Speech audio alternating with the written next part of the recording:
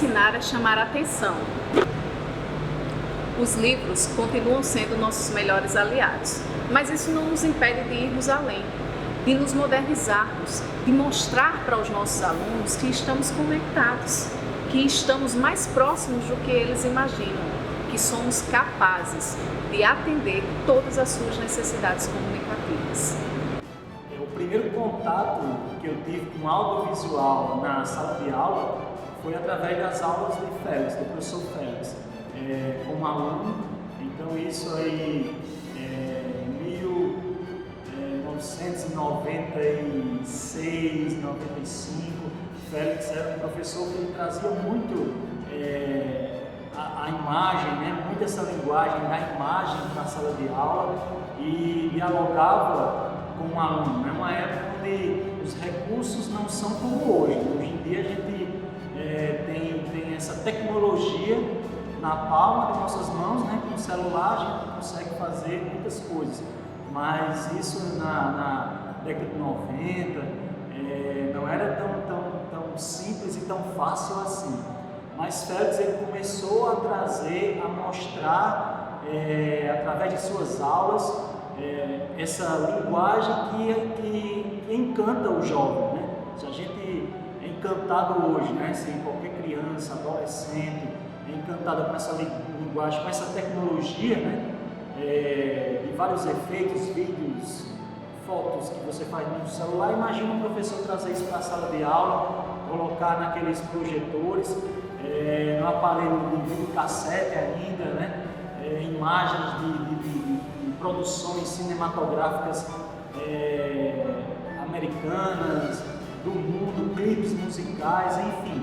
Então, tudo isso foi o início para contagiar alunos, chamar a atenção dos alunos e também para aqueles como eu que tinha essa vontade artística, né, de fazer arte, de trabalhar com artes. Então isso me chamou,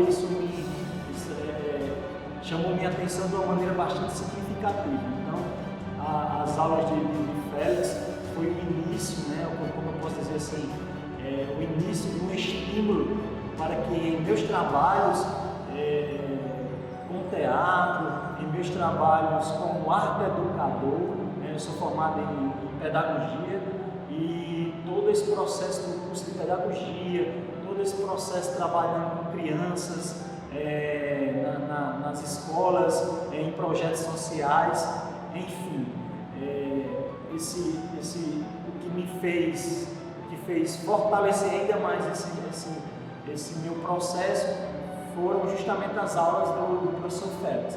Então partiu daí e até hoje é muito marcante a gente lembrar, né? A gente está falando sobre isso, a gente percebe quão é importante a formação dos professores em nossas vidas. Então assim, todo o trabalho que eu realizo hoje em projetos sociais, com crianças, as oficinas de teatro, então essa linguagem diferenciada, digamos assim, que hoje a gente está um pouco mais habituado, acostumado, né, como eu falei no início, pela facilidade, né, da tecnologia que chega em nossas mãos. A gente vive assim hoje, né, numa telinha, desde a primeira infância, né, as crianças já amanhecem com essa telinha na mente, né, com esse formato visual. Então assim, para a gente que trabalha com jovens, é muito importante ter absorvido isso, né, do professor na época da escola e hoje poder trabalhar com essa tecnologia que cada vez mais encanta, que tem um poder de transformação, se usado, né, para as coisas boas, porque a gente sabe que a tecnologia tem os dois lados, como tudo na vida, mas se usado para as coisas boas, né, para aprendizado, se usado para que esses jovens possam despertar a vontade de conhecer ainda mais outros ambientes, outras linguagens artísticas também. Então, eu fico muito agradecido de ter tido essa oportunidade no início, né? No início de minha vida de estudante. E assim eu entrei, né, quando eu entrei para o grupo de teatro, foi o primeiro grupo de teatro que eu participei, foi o grupo de teatro do Félix, o Retalhos de Vida. E essa linguagem acompanhou a gente durante toda a nossa passagem pelo Retalhos de Vida, quando a gente se reunia, onde a gente via na época difícil, aí, meados da década de 90, né, finalzinho da década de 90, como eu falei no início, quando a gente não tinha tanto acesso, mas Félix ele proporcionava, através do audiovisual, através do teatro, através da linguagem artística, tudo que a gente poderia colher para trilhar em nossa experiência, para ter essa base, né? Como é importante, principalmente numa cidade do interior, onde a gente não tem, né, cursos de artes, onde a gente não tinha outras possibilidades de participar, de conhecer um processo assim. Félix foi aquele professor, ainda é o professor que se renova, que trouxe toda essa tecnologia, né, que chegou na sala de aula, depois se expandiu para toda a cidade, né, para a região, através do seu grupo de teatro, que eu fiz parte durante muitos anos. Então, todo o meu aprendizado, tudo que eu uso hoje, meus alunos, eu devo muito a esse primeiro contato que eu tive com o Félix. E eu não tenho dúvidas que a arte salva, que professores que têm essa sensibilidade de transformar a sala de aula em algo maior do que 4 paredes, salva o jovem, salva o aluno, salva a vida dessas pessoas que precisam cada vez mais de estímulo, né, para que a gente possa desenvolver, para que possa tornar um adulto saudável, né, mediante a tantos problemas, né, que a gente enfrenta ao longo da vida de estudante, depois na vida adulta. Então esse processo que Félix trabalha com essa linguagem artística é muito importante, mesmo sendo um professor de português, né, literatura. Então isso mostra que ele vai além do que as apostilas, né, além do que o livro didático mostra, né, vai além das letras. Ele coloca o livro como em pé, né, e aquilo ali sai, extrapola as 4 paredes da sala de aula. Então eu sou uma prova viva do que faço hoje, do meu trabalho. Sou arte educador, sou ator, estou em outro grupo de teatro agora, a Trapeacia Teatral, e por onde eu passo, eu tenho certeza que a minha vida de estudante, a minha vida de participante do grupo de teatro de Félix, eu tenho certeza que se deve muito ao que a gente passou junto, ao que eu aprendi, ao que eu vi, a sensibilidade do professor Félix. A ferramenta de trabalho do professor hoje não se restringe mais ao quadro e ao pincel. Temos um leque de opções para apresentar para os nossos alunos. Precisamos nos atualizar, porque estamos diante de uma geração Z, nascida entre meados de 90 e 2010, intimamente familiarizada com a tecnologia. Por isso, nós professores precisamos usar e abusar dos recursos audiovisuais e tornar nossas aulas mais dinâmicas e comunicativas para os nossos alunos. Quando eu cheguei no ensino médio, no meu primeiro ano, eu tive uma quebra muito forte com relação ao que eu via e o que eu entendia de texto até então. Eu tinha visto, assim como eu acho que a maior parte dos alunos, texto verbal. Os professores passavam um determinado texto e aí os alunos liam e interpretavam.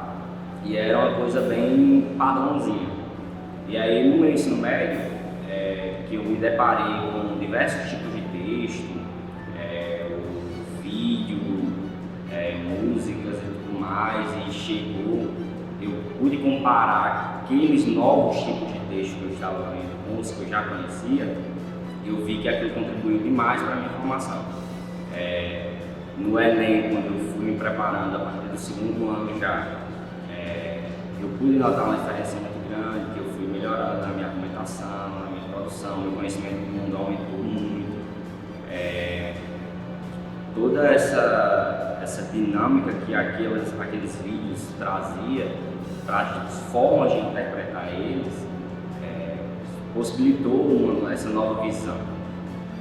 Então, no meu terceiro ano, quando eu realmente estava me preparando de verdade para o Enem, que no segundo ano foi só um teste, e aí no terceiro ano, quando fui para valer, eu notei realmente uma melhora muito grande com relação ao conhecimento que eu tinha de língua portuguesa, de interpretação, no meu primeiro ano e no meu terceiro ano.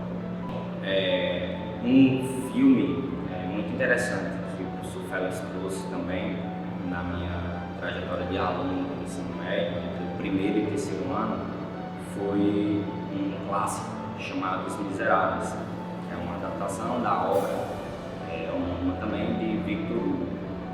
E antes disso a gente tinha analisado algumas partes do livro e tal, e toda a interpretação que foi feita do filme, com questões que o professor trazia pré-elaboradas para a gente ver, analisar e discutir, foram interessantíssimas. O audiovisual serviu muito para a gente poder entender melhor do que se tratava, das questões que o professor trazia.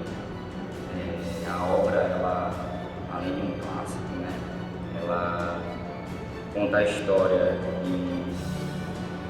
de uma pessoa pobre que foi acusada e presa durante muitos anos, uma espécie de masmorra na França, ter roubado um pão para alimentar a família. E aí,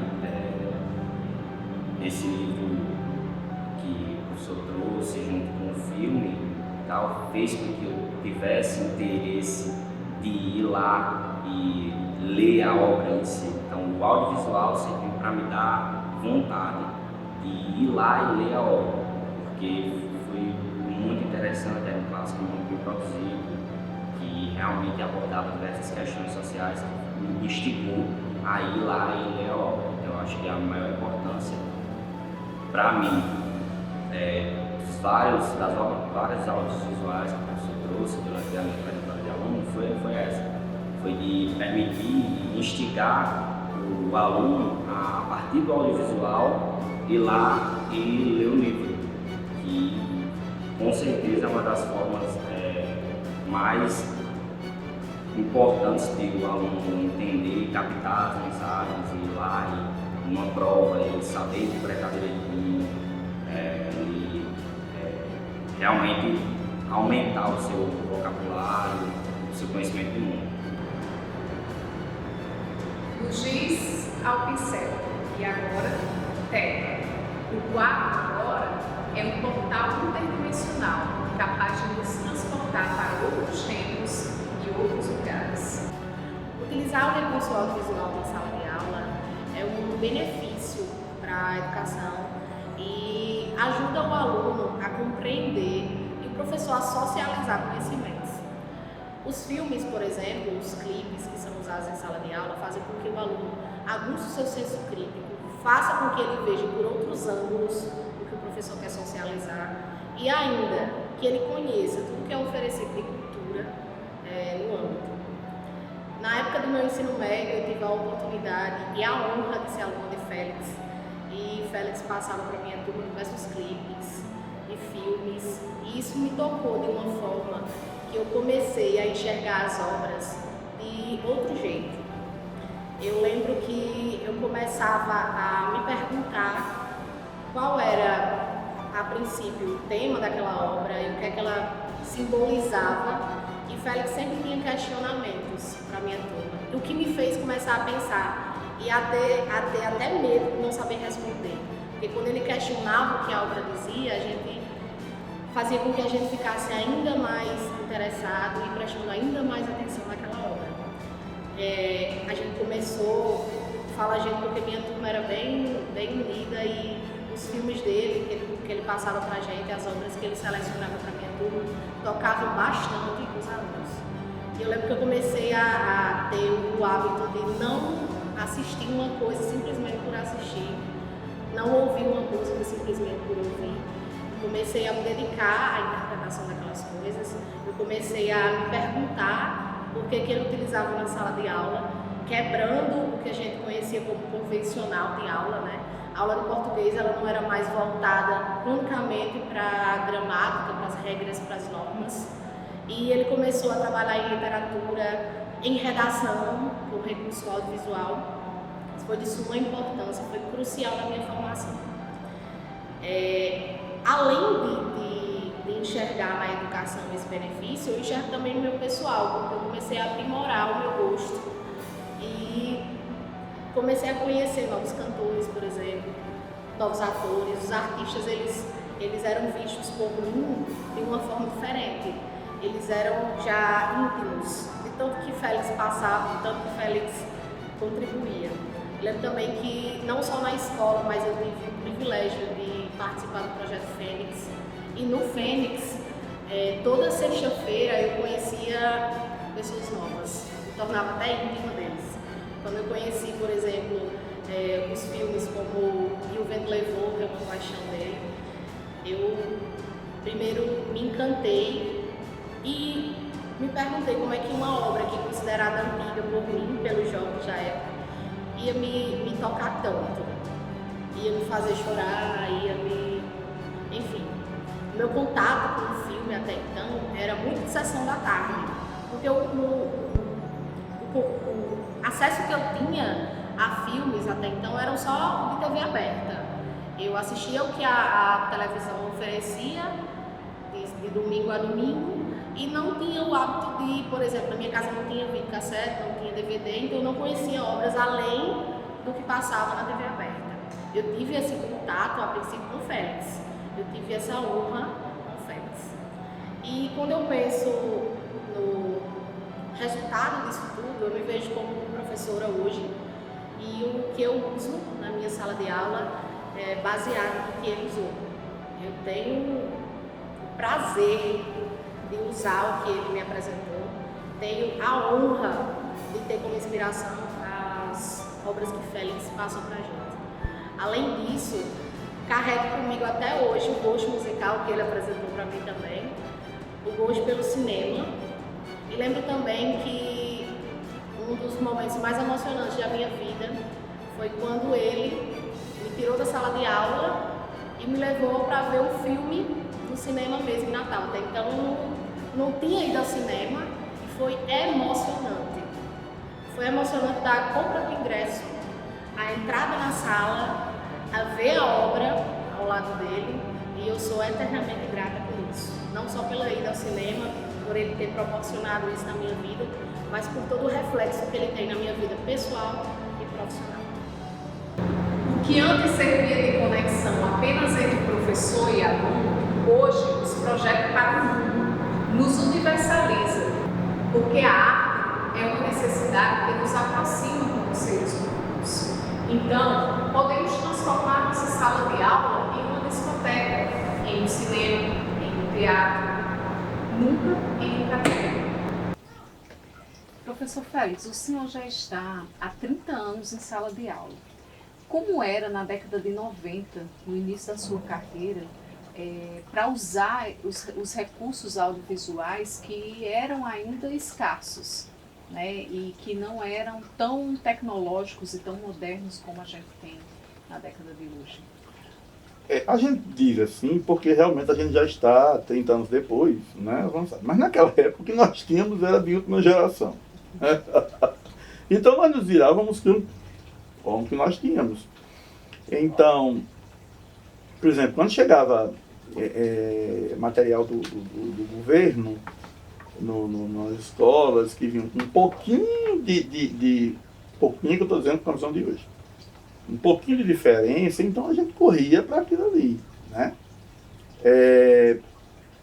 Por exemplo, se a gente ia para um laboratório, e o professor que precisava do laboratório, né? Professor de química, e tinha, por exemplo, alguma coisa que uma luz atrás de placas vazadas mostrava um corpo humano, pronto, aquilo ali era o máximo de tecnologia. No meu caso, no início dos anos 90, no meu caso era o improviso. A gente ia muito para o improviso. Usava o que a gente já era preparado na universidade, naquelas aulas de didática, de fazer o álbum seriado, de dar aula com cartazes, né? A gente era preparado para isso. Então a gente usava isso muito e o aluno já gostava, porque é diferente de passar um tempão copiando, para depois explicar. Então o que nós tínhamos, nós usávamos e também usávamos nossa criatividade com digamos assim, com o que havia ao nosso redor. Então, digamos, se um professor de ciências, ele ia dar as partes da árvore, digamos. Então, ele não todos, né? Aqueles mais criativos. Ele levava uma planta mesmo. Estava vindo em cima do birô e a planta é a coisa mais prática. E a planta ele mostrava, olha, aqui é a folha, aqui é o caule, aqui era uma coisa visual, que você estava vendo, mais próxima da realidade, né, do que o aluno precisava ter, e diferente. No nosso caso, no meu caso, eu me lembro que eu escrevia em papel madeira, que era aquele papel laranja enorme, eu escrevia uns poemas para pegar no quadro para analisar cada verso, né? Ou estrofe. Então, como eu disse, a gente usava o que podia, o que dava. Desenho de um aluno, como é que se diz, uma fotografia. Revista, eu tinha nas minhas...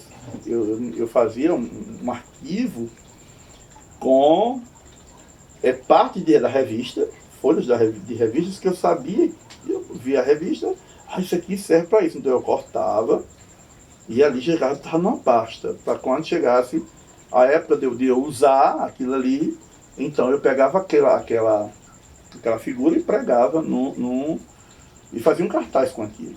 Então, eu acho que nós éramos muito mais criativos naquela época por não termos. Né? Com certeza daqui a 30 anos nós vamos dizer que esses recursos são ultrapassados, né? Daqui a 30 anos, daqui a 50 anos, como a gente está dizendo. Mas naquela época nós usávamos para que o audiovisual fizesse nos ajudasse, na verdade, na aprendizagem do aluno. Professor Félix, e quais os efeitos positivos que você notou nos seus alunos, né, passou a notar nos seus alunos, com o uso desses recursos audiovisuais em suas aulas? Claro que que a objetividade da aula queria, mas que eram, digamos assim, o que a gente levava mesmo para a sala de aula, os primeiros eram esses objetivos. Né? E nós alcançávamos, nós víamos isso no rendimento, mas também os da formação. A gente via muito aluno mudar de como é que chama, de comportamento, de gosto. Uma vez, por exemplo, eu usei um vídeo eu estava na sobre cultura. E eu usei várias músicas de países diferentes, que tinham influência de países diferentes. Então, dos países do Oriente Médio, eu usei Sarah Brightman cantando num show que ela fez em Las Vegas. Até o momento que ela cantou uma música chamada Harém, e tem toda uma melodia meio oriental, meio Oriente Médio, meio aquela parte de Turquia, aquele povo lá. E ficou muito bem feito, muito bonito. Quando eu terminei de passar, né, terminou a aula, aí um aluno veio me perguntar quem era, para escrever no papel, Sarah Brightman, e eu vou e escrevi no papel e dei para ele, né? Dei para ele, passou-se. Então, foi um dia, ele chegou e disse, ele sabia que Sarah Brightman lançou um DVD novo? Eu disse, não é que você sabe. Ele disse, eu tenho aquele e vai lançar outro. Quer dizer, um menino que até então, inexpressivo, ele era inexpressivo em sala de aula. E de repente ele mudou um gosto. Enquanto os colegas dele estavam todos travados no forró de vaquejada, ele estava ouvindo quem? Sarah Brightman, né? E eu, numa reunião de pais, eu dei o exemplo, aí a mãe dele estava. Aí a mãe dele disse que também tinha passado a gostar da cantora, apesar de ela não sabia pronunciar o nome da cantora, mas tinha passado a gostar porque eu via tanto, ela achava muito bonita ela cantando. Não sabia o que ela estava dizendo, mas que era bonito o que ela estava cantando. Então, quer dizer, é uma espécie de mudança de formação. Não é só uma informação que ele recebeu. Ele recebeu também uma formação de procurar. Com certeza, talvez ele tenha buscado outras cantoras ou outros cantores no mesmo estilo de Sarah, né? E por aí fora. Você, na verdade, acabou levando para a sua sala de aula um pouco da sua vida, né? Você fazer questão sempre de usar esses recursos audiovisuais é uma forma de aproximar o seu trabalho com o seu estilo de vida, né? Então, como você fez essa aproximação? Olha, uma coisa que eu aprendi dos 30 anos de professor, são 30 anos oficialmente, mas antes eu já dava aula. É a gente se colocar no lugar do aluno, né? Então a gente sabe o que é uma aula maçante, a gente sabe o que é uma aula infrutífera, a gente sabe o que é uma aula que não rende pra gente. Então você se colocando ali, naquilo ali, então você sabe, então o que seria interessante para mim? Como seria que eu gostaria de ver uma aula dessa? Como a minha, como é que chama? A minha formação cinéfila, digamos, de gostar de filme, bem antiga, desde quando eu era muito, muito novo. Então, se eu gostava, se eu tinha aprendido com aquilo ali muita coisa, se eu tinha um gosto bom, pelo menos para mim, então que tal levar para a sala de aula? Fazer essa extensão e tal. E aí, quando eu comecei a fazer isso, deu certo.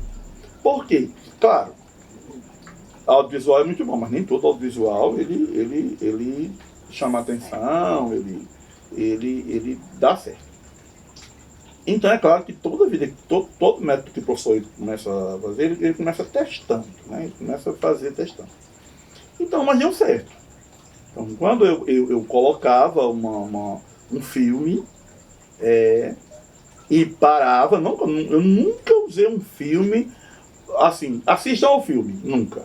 Eu sempre passava o filme e com minhas intervenções. Eu parava ali, eu explicava alguma coisa, eu comentava alguma coisa.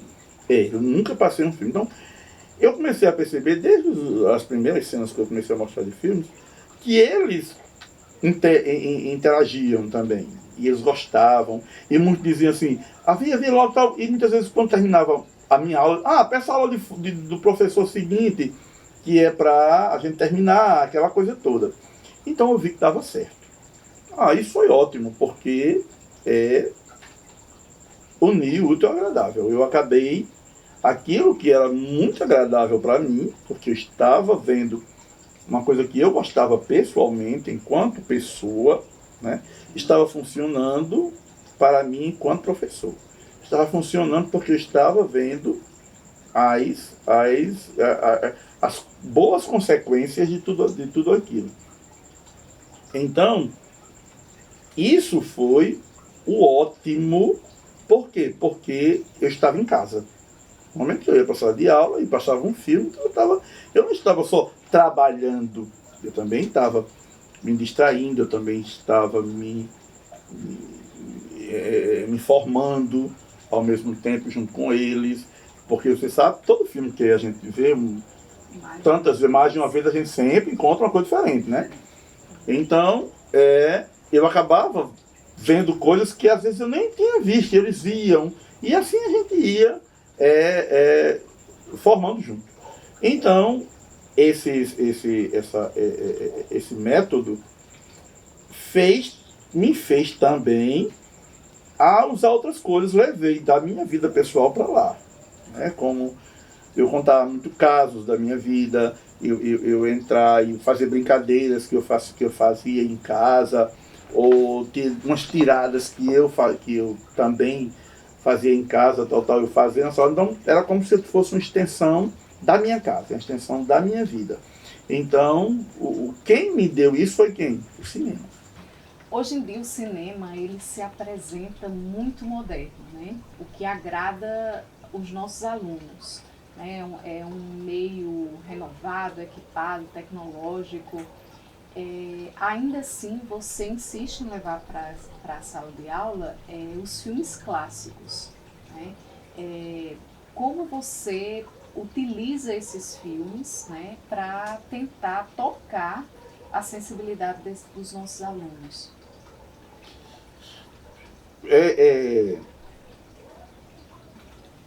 Digamos assim, não quero dizer público notório nem de praxe, porque realmente não é uma das duas coisas. Mas deveria ser de praxe a escola mostrar o que é diferente da vida de casa do aluno, né?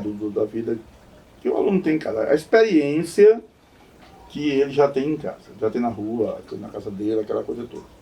A ideia, o aluno ele sai de casa, eu acredito, para ver novidades. Ele não sai de casa para ver a mesma coisa que ele está vendo lá. Eu nunca aceitei essa coisa. Vamos aproveitar o que o aluno traz. Não, não quero aproveitar. Eu quero mostrar para ele algo diferente. Então, quando ele sai de casa para ver algo diferente, então, aquilo vai prender e vai fazer, e se ele vir isso na escola, isso vai prender e fazer com que ele volte para a escola no dia ávido de mais coisas, de querer aprender outras coisas, né? Muito bem. Então, se eu colocasse os filmes atuais, que eu não acho que seja lá essas coisas todas, né?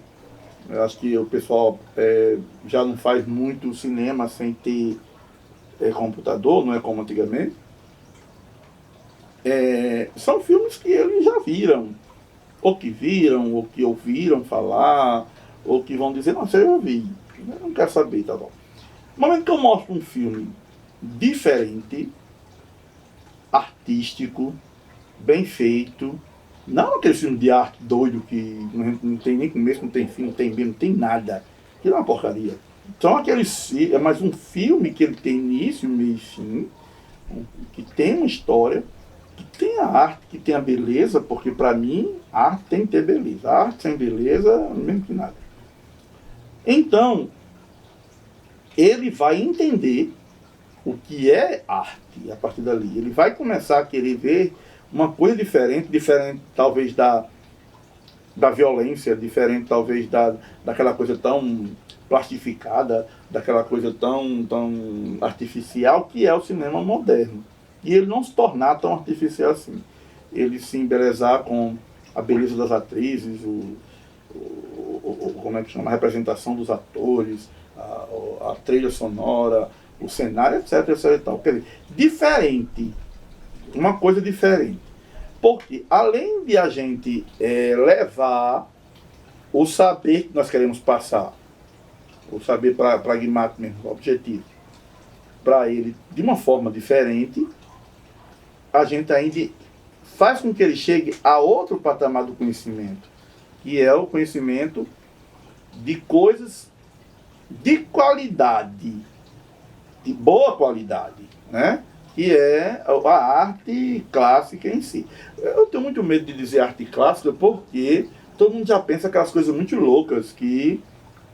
Não, é a arte mesmo, aquele filme colorido, preto e branco, mas que prenda o aluno naquela beleza que ele está vendo. E não prenda o aluno para saber quanta sacada o cabo vai levar do vilão, ou do mocinho. E deu certo. Por quê? Porque eles começaram a procurar mais coisas em relação àquilo. Eles pediam, os mais preguiçosos, pediam que eu levasse mais alguma coisa em relação àquilo, né? Eles comentavam o quão diferente era, que era bem mais diferente, até aquelas meninas mais, como é que se chama? Mais pueris, aquelas meninas mais sem noção, elas às vezes copiavam figurinos, copiavam a forma de fotografar. Me lembro que uma vez houve uma feira de ciência e cultura, e elas, né, nessa avidez de aparecer, né? Então elas resolveram me consultar, e a gente procurou junto, atrizes antigas, e elas fizeram fotografias do mesmo jeito da fotografia que era, com a maquiagem do mesmo jeito. Então, aí fizeram como uma sala de exposição, aí embaixo tinha a foto da atriz e maior a foto dela. Ficou interessante, era uma beleza clássica, não ficou só aquela que faz um biquinho para fotografia, né? E o corpo parece um serpente na hora que está tirando uma foto.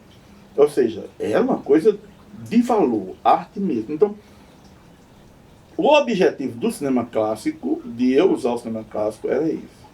Tanto ensinar o que eu estava querendo, como formar também uma mentalidade artística original, e não aquela coisa cheia de modismos doidos.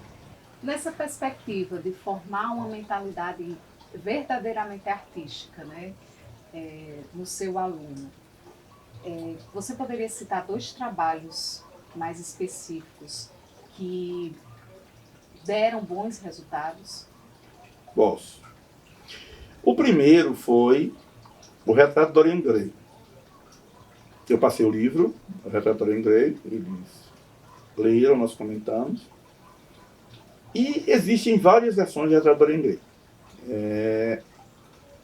Tem até uma moderna que passou longe do livro e pegou uma vertente, apelou muito para a questão sexual.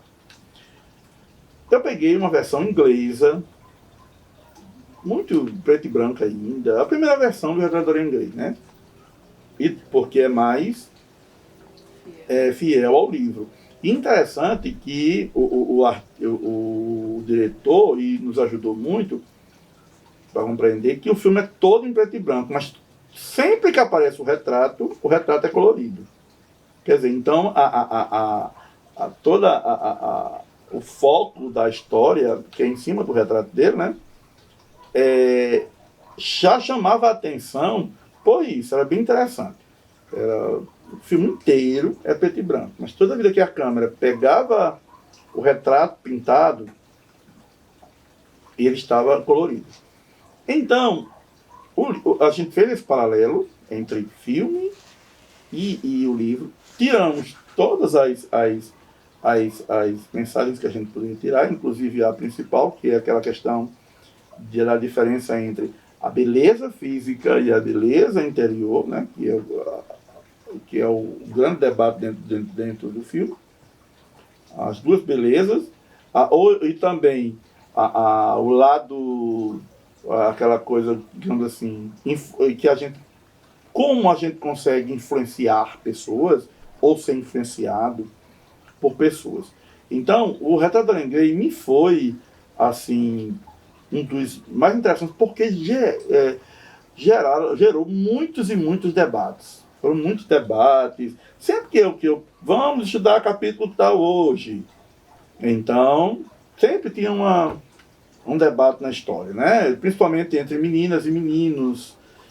porque ficava aquela acusação, os meninos diziam que as meninas davam muito mais valor à beleza física, e a menina dizia que eram os meninos, e por aí afora. Então, tinha tudo isso aí. O outro foi O Médico e o Monstro. Eu também usei, apesar, como eu disse, também, esse aqui tem versões no cinema. E eu peguei, interessante, 2 versões. Uma inglesa e uma americana, ambas ainda em preto e branco. Uma delas até com Ingrid Bergman. E nós trabalhamos os dois filmes e o livro. Por quê? Porque a visão do filme inglês era uma e a visão do filme americano era outra. E a do livro, né? E aí nós fizemos um paralelo entre os 3, assim, e trabalhamos essa questão do lado mal que todos nós temos, até onde nós podemos liberar, até onde a gente pode, né, prender, e por aí afora.